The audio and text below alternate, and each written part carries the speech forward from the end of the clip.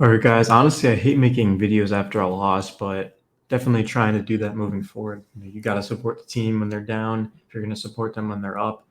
And speaking of down, you really can't be any more farther down in this game. Losing to the Nets, I think that was our ninth straight against them. No Kevin Durant in this game. We started off the game scoring 22 points in the first quarter. Second quarter, 27, 32, 34. So we started to pick it up late, but to that point in time, we were just never able to come back. Even when we were making runs, 8, 9, 0, not small runs, good runs like that, eventually Kyrie Irving would get going, and he did exactly that. I don't know how much he had in the fourth quarter, 15 or 17, or I think he had like 17 points.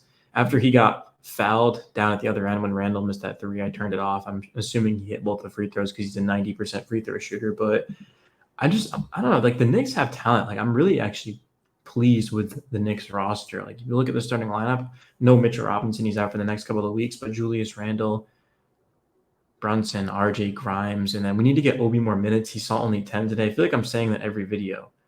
When Randall comes out, Obi comes in. We need to figure out how to get these guys in there together. Jericho Sims had 10 rebounds today, 6 points. I mean, I don't think he was particularly good. I don't think he was bad. I mean, Sims against the Celtics had a good second half. We wouldn't have won that without him, but I don't know what the issue is. The slow start we got off to, a lot of one-on-one, not ball movement. I mean, I feel like when the Knicks are at their best, it's when they're swinging the ball around and looking for Grimes and looking for Quickly. Like Quentin Grimes was 2 of 7 from 3, and you might be thinking he was off today. I mean, Grimes had some looks, but he's just never really in a rhythm. Like Emmanuel Quickly was 4 of 7 from 3. Quickly just does a great job of knocking down shots. A lot of those threes, I feel like, were when Brunson was hitting him, and I don't know. I really don't even know. It's just I feel like the thing for the Knicks is just kind of the same things happening. Is there's not a lot of ball movement defensively. We gave up a ton of threes in this game, late closeouts, and there was multiple shots in this game where it was the final second of the shot clock where they found a man. Like the Knicks played 23 seconds of good defense, but unfortunately there's 24 seconds. You can see the Nets knocked down how many threes? 22 threes, and they were 22 of 40. If they were 22 of 55, 22 of 60, like I'd be like, I not the end of the world, I guess. But when they're 22 of 40 or 55% from the field, and you compare that to the Knicks, who were 35.7, they were 10 of 28. We know the Knicks are not a good 3-point shooting team. I mean, RJ Barrett was 3 of 5, which is funny because RJ is not a good 3-point shooter. Randall 1 of 6. Great looks for Randall. Grimes 2 of 7. Without Emmanuel Quickly, like if you take out Emmanuel Quickly, 0 of 1. So 2 of 8, and then 5 of 11, and then 6 of 17. Like, yeah, just not exactly a winning formula. I don't know, man. Just defensively, we just didn't show up. Like we really just weren't focused in this game, and I don't know. Last game, we were lucky to get out of a win in Boston because, Jaylen Brown missed those 2 free throws at the end of the game. And there was just a lot of silly mistakes for the Celtics. But the Knicks are just, they're 27 and 24, 3 games over 500. They did have the second best road record heading into this game. After the loss, it might have went down a little bit, but things need to be changed. I feel like last season we were talking about how the Knicks played a lot of one-on-one. There wasn't any like continuity or any. I feel like the Knicks don't run an actual offense, and Brunson might make it look like we do, but generally speaking, it is just strictly one-on-one. A lot of isolation. And when you have Randall, you have Brunson, RJ Barrett. Like you have 3 20 points per game scorers right there. They're going to be able to do that, but we haven't seen any production from the bench. Like, okay, besides Hartenstein, I feel like has had a good season. He's not consistent though. Emmanuel Quickly is definitely our best bench player. We need to get Obi more involved. Miles McBride played 11 minutes and had 2 points. He did hit a half-court shot that didn't count, unfortunately. But Rose, Reddish, so Cam Reddish. Apparently, we're going to try to trade him for a second-round pick and a player. I know Coach Tibb wants Reggie Bullock. I don't get why we don't use Cam Reddish. Like we traded for him, which I get it's management, not Tibb. But I mean, Cam is 6'8". He's probably even taller than that. He's listed as 6'8", I want to say, but he's probably more like 6'9", 6'10". He's a good defender. He can slash to the hoop. He can knock down threes. The problem with Cam, though, is shot selection. He's shooting 30.4% from three. So you can see, you might be thinking Cam can't shoot. No, he can shoot. He just takes crazy threes. So every time Cam touches the ball, he tries to make something happen. And if Cam let the game come through him, he would legit be a starter. I mean, no disrespect to Grimes, I thought played pretty solid tonight. And he had to guard Kyrie Irving and also produce and knock down threes. Like, I mean, yeah, Quentin Grimes definitely wasn't at his best today, but I'm just saying, like, Cam Reddish has a lot more size. And he's a better. I mean, I gotta say he's a better shooter. I mean, if you look at Cam's catch and shoot, he's over 40. Or maybe I forget the number, but Cam is 100% over 40% in catch and shoot threes. So he could be really good in this league, but there's gonna have to be a team that utilizes him. The Knicks haven't done that. I mean, I remember the beginning of the year we were using Cam and he looked good, and all of a sudden the minutes stopped. There's a reason why there's 4 or 5 reported teams interested in Cam Reddish. He's a good player, and Coach Tibb is. I don't know why. I wish I could ask Coach Tibb why isn't Cam in the rotation, but I can't do that. So I just have to.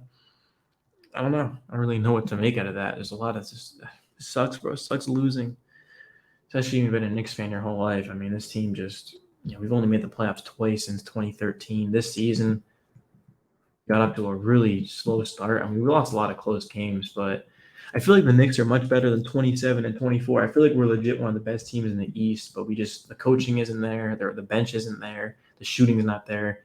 We need trades, but it's a seller's market, so we don't want to go crazy. But I don't even know, bro. Let me know your guys' thoughts. I want to hear from you. Like I said, I hate making videos after losses. I don't have any energy to talk, but still gonna watch every game. I'm moving and stuff, but still watching every game, still supporting the team. We've got Brooklyn. It looks like 2 more times this season. We've lost now one. I think I said 9 in a row, right? We've lost like 9 in a row to the Nets. We've got them 2 more times, and just got to make sure that we're prepared. Kyrie Irving. I was gonna say that the reason why we lost is because they had Kyrie and we didn't, and maybe that's true to an extent. I mean, Kyrie had 32 in this game. More than half of those points came in the fourth quarter. But at the same time, Jalen Brunson, we gave this guy $104 million, and he sure looked like it tonight. He had 26 points, 10 of 19 from the field, 4 assists, 3 rebounds, a steal. I mean, Jalen Brunson had a good game. The thing is, though, defensively, we just gave them too much space. We didn't have a hand up, especially on Kyrie. I mean, as soon as your hand's down, Kyrie's pulling that trigger. You got to be focused. It takes a collective effort to guard Kyrie. And Randall, I haven't talked too much about him. He definitely was not on today. Royce O'Neal, you got to give him credit. He did a great job.